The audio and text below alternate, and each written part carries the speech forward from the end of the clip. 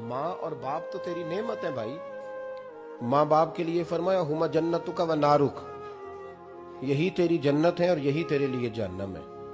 अगर ये राजी हो गए तो तेरे लिए जन्नत है, नाराज हो गए तो चाहे तू एक 100 पीर के मजार पे हाजिरी दे आ, लेकिन जब तक अब्बा राजी नहीं उतनी देर तक अल्लाह राजी। हुजूर ने फरमाया जिसके वालिद राजी उसका अल्लाह राजी, और जिसका बाप नाराज उसका अल्लाह।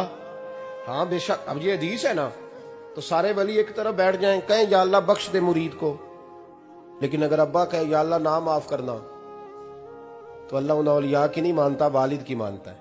भाई याद रखो, माँ बाप से प्यार करो, इनकी खिदमत करो, इनके पास बैठा करो, और माँ बाप को टाइम दें, वक्त दें। आप यकीन करें, अब्बा जी से आप मशवरा कर लें, सिर्फ मशवरा, मर्जी बेशक अपनी करें, लेकिन उस मशवरे में आपको इतना साया मिलेगा कि जिंदगी में कभी